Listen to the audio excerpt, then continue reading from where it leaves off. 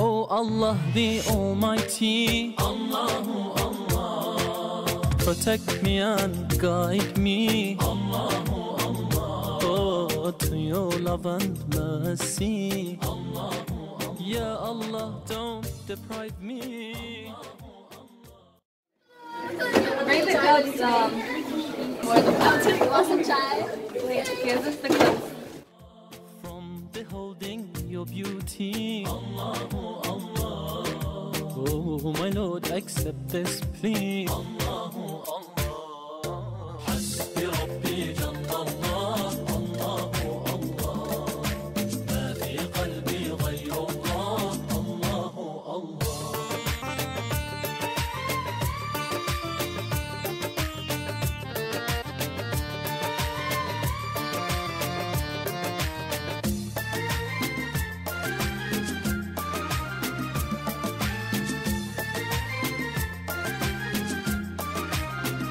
वो तन्हा कौन है, अल्लाहु अल्लाह, बादशाह वो कौन है, अल्लाहु अल्लाह, मेहरबा वो कौन है, अल्लाहु अल्लाह, क्या ऊंची शान है, अल्लाहु अल्लाह, उसकी सब निशान है, अल्लाहु अल्लाह, सब दिलों की जान है, अल्लाहु अल्लाह.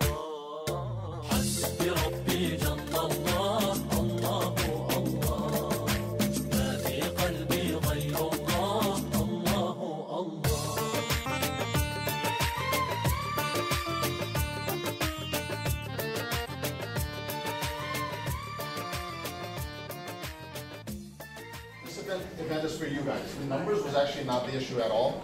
We had a lot of people registered, but we wanted to give priority to the Reverts and like friends of Reverts, you know, telling them to come in. So this is for you guys, not for me, not for all the other Muslims here. Even though honestly, you guys already probably know this, it gives us a huge amount boost. The fact that we hear your stories and whatnot. I'm sure you get tired of telling people your stories all the time, but it actually benefits us more than you think.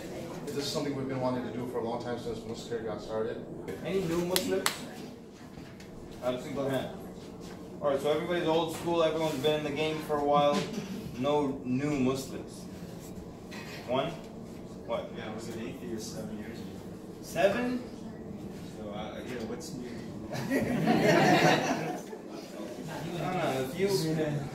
If you look, there's a certain amount of spices. If it enters your system, you're you're like not new anymore. Who has had biryani in here? Okay, there's a certain amount of spices that they enter your system, you're not a new Muslim, right?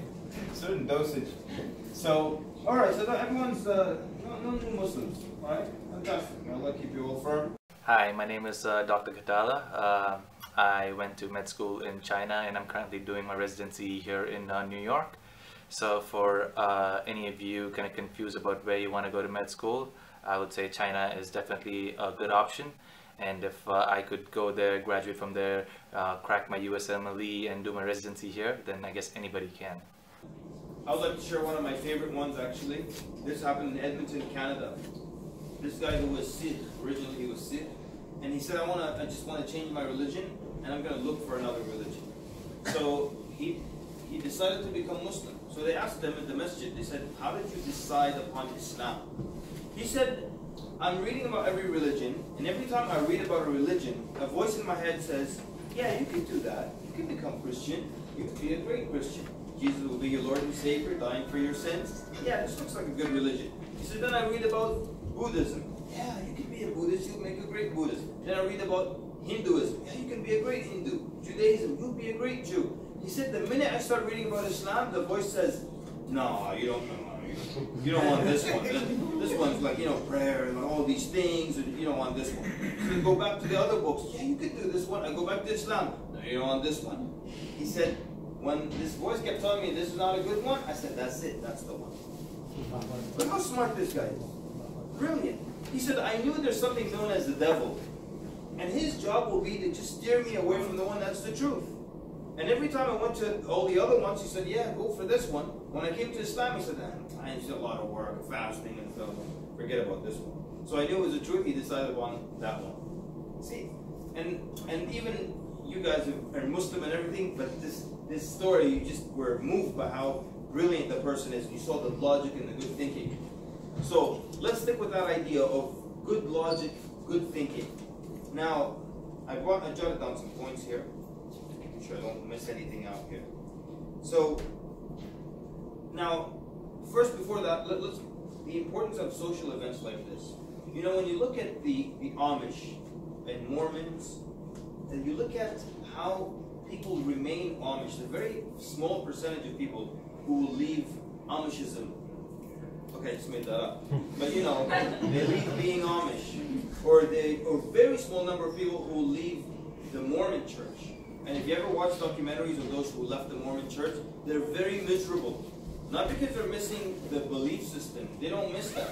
They don't believe in that. But the social system is so powerful. Those of you who know about the Amish, and they're not far from you, right? The Amish. I mean, in locality. They have something called Rumspringa, where at age 16, they go out and they experience the Englishman's world. And they drive, you know, cars, they buy cars, they do drugs. And whatever number of years it takes you to finally come back to the Amish church or their belief, you take that time because they want you to make an informed decision that you want to remain Amish. And they have a very high percentage of people who come back to being Amish. And the interviews, they're like, yeah, I miss my car, I miss this, I miss that, but he just couldn't leave the belief system.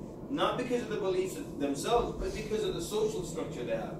It's so important. And it's sad that only now or only recently we start to wake up to the idea that people who revert to Islam, they do need to be part of a community. I remember maybe 2 decades ago, the fatwa was, Thanksgiving is haram. And Christmas is haram. Don't spend it with your family, stay away from them. Then Eid comes, all the people who are born Muslim spend it with their family, and the Reverts are just alone in the mosque. Which is so unfair and so cruel, right? And to tell someone the only time all your family from all around the US gets together for Thanksgiving, you can't join them. You can't even see them or give them da'wah or anything. And of course, I think all of you know this fatwa has completely changed now. No scholar says you can't spend Thanksgiving with your family and just lose that opportunity and just break these bonds that are natural bonds of love and so on. So that's why things like this are so important. Now, I don't want to get off track too much, but there's so many interesting things here. One is that how much follow-up, when someone takes shahadah in the street, how many hours of follow-up do I have to invest in that person before they feel Muslim and part of the community and I don't have to call them and chase them anymore? They come to the masjid by themselves, they pray by themselves. How many hours? The problem is we don't know because we don't have any formal research. We've got a lot of years of experience put together that'll give us a rough idea. And everyone in this room probably had a different experience and different experience and different level of follow-up. But generally, we find that within the first 48 hours, if you give a stranger shahadah in the street, you got to keep up within the first 48 hours, and it's got to be a little bit more intense. And then that whole first week, there's got to be a decent amount of contact between the two. But without follow-up, it's a disaster. Without follow-up, it's a complete disaster. There's one question that I've been asking experienced du'at for many, many years. Everywhere I go, South Africa, Scotland, Ireland, Australia, wherever I am, if I find someone who's got more than 2 years of experience of da'wah, I always ask them the following question. If I bring 100 people to Islam and no contact is made with these people, I come back 2 months later and call every single one of them, how many of them will still be Muslim? Who would like to take a guess? 2 months later, I call them back. They just took shahadah in the street. I don't know them. And nobody follows up with them. How many of them will still be Muslim? Take a guess. No. Percentage, even percentage. 5%. 30%? 5. 10%? 5. 5%? I have never ever met an experienced da'iyah who gave me a different number. Always 1 or 2%. 1 to 2% without any follow-up. And that's why the idea of just getting a shahadah in the street, just so you can put it under your belt and flex your muscle to people, that is nonsense. If you get 1 shahadah, you maybe got 0. If you get 10, maybe you, well, I don't know how to break that down. Maybe you have 1/10 of a shahadah. I bet du'at, look, I've got 7,000 this many shahadas. Like, you get a tattoo every time you get a shahadah, or how do you keep count? But how many of them do you follow up with? I know someone who says he has 1,700 shahadas, never follows up, ever, ever, ever. Never gets a phone number, nothing. So then 1% is what he really has. So he probably has 17 shahadas. Can you look at the effort, the amount of time and hours you spend talking to 1,700 people, where in the reality you only have 17 people.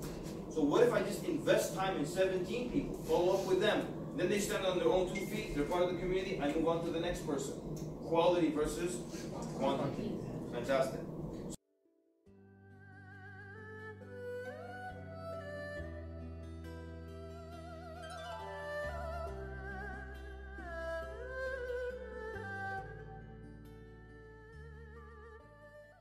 So the first thing is that there's no rule that says because you're Muslim, because you believe in Allah, that you have to have infinite knowledge and have to have the answer for everything. If Allah subhanahu wa ta'ala wanted us to know the answer for everything, He would have told us. But Allah Azza wa Jalla only tells us about things that are essential to us entering into a Jannah. Things that have nothing to do with you walking into Jannah, Allah Azza wa Jalla didn't tell you. So, true story, I was in Canada one time, we were at a da'wah table at a university, and a non-Muslim walks up, and he puts his hand on the Quran, and he looks at me and he says, how old does this book say the earth is? Have you figured out his problem? Yeah? He wants to know, are you Muslims like the Christians telling me the earth is 6,000 years old? Because if that's the case, I don't want to talk to you. So he says, how old does this book say the earth is? And I told him, look, first and foremost, this is a book of guidance. It has everything in it that will lead you to paradise. And everything in it to help you avoid the hellfire. It may have some history in it, but it's not a history book. There might be some science, but it's not a science book. So the Quran makes no commentary on the age of the earth. Whatever the scientists say, we don't really care. Because on the Day of Judgment, Allah will not ask you, how old was the earth? You'll be like, 150 million? No, you're off by 50. Yeah, like wrong. It's not important, it's not essential. And if it were, Allah would have told you. That's why you don't have to know how Allah created the heavens and the earth. You just have to know that He's the one who created it. So when scientists tell you there was a bang, okay, fine, I don't care if there was a bang or a pop. What I care about, who initiated that bang? True? Long day. We're almost going to eat, don't worry about it. Soon enough, soon enough. Just keep the smell away. But here's the most important point. The fact that you ask a question doesn't mean that you don't have Iman. The fact that you ask a question doesn't mean that there's doubt about your Islam. And this is how some people have allowed the shaitan to completely take them out of the path. Because, oh, you're asking questions? If you really believe, you wouldn't be asking questions. No, you do ask questions. Nobody's been free of that. The prophets asked Allah questions. And the companions came to the Prophet ﷺ and they said, sometimes we have thoughts about Allah that are so bad, we would rather be thrown from the heavens, crashing down to the ground, before speaking about them. In another narration they said, we want to be burnt to cinder. We'd rather be burnt to cinder than speak about these thoughts we have about Allah. So the Prophet tells them, أَوَجَدْتُمُوهُ, did you really find that? Did you really find that? And they said, yes. He said, ذَاكَ صَرِيحُ الْإِيمَانِ. That is, sarih means pure, means unadulterated. He said, that's the essence of Iman, good Iman. Why? What does he mean? He means the fact that you hate to see these things, to say these things about Allah, is proof that you have good Iman. The scholars give a brilliant analogy. They said, the thief, does he break into an abandoned warehouse to rob it? An empty abandoned warehouse? Or does he break into one full of goodies? No doubt, he comes into the one full of things to break into it. The same way the shaitan, does he come to someone who believes in Allah to tell him, hey, I don't think you believe in Allah? Or does he come to someone who doesn't believe in Allah and tell him, hey, I don't think you believe in Allah? Does the shaitan go to the atheist and say, hey man, I don't know if you really believe in a creator? And then the atheist is like, oh my goodness. The atheist doesn't care. He comes to you, people who have Iman, and tells you, I don't think you really believe in Allah. I think you've got doubt issues. Now the smart person just ignores that, and the person who allows it to fester is the one who suffers with it. That's just how it works. So the companion said, we find these issues, and the Prophet tells them, that's proof that you have good Iman. The fact that they bother you. I can't tell you how many times sisters will come to me crying. have these bad thoughts. I don't know if I'm Muslim or not. I'm like, sister, I just tell her, you know. And some people, you know, sometimes I like things to be logical, and people who love logic too much, they come off as cold sometimes. So like in a very cold way, they came off cold. I'm like telling the sister, if you don't have Iman, why are you crying right now? Get it? Like if you don't care about Allah, why are you crying? If somebody doesn't care about Allah, then has doubts, you feel like, whatever. But when somebody's crying, that means they really do care. They really do have Iman. Otherwise, just, you know, whatever. Go buy yourself an ice cream and just enjoy yourself. So, issues of doubt, no big deal. Don't allow them to fester. Don't allow them to become a problem. So then how do I deal with issues of doubt then? Why wouldn't they become a problem? We've got a few points. How much time do we have? Wait, how do you know we have donuts? My brother showed me. Your brother told you? Simpson's ate it. Homer Simpson came in and ate all of He it. showed me. He showed you. I know. He actually right there. You see that box right there? Man, these kids, they know everything. Right here. Take some from here.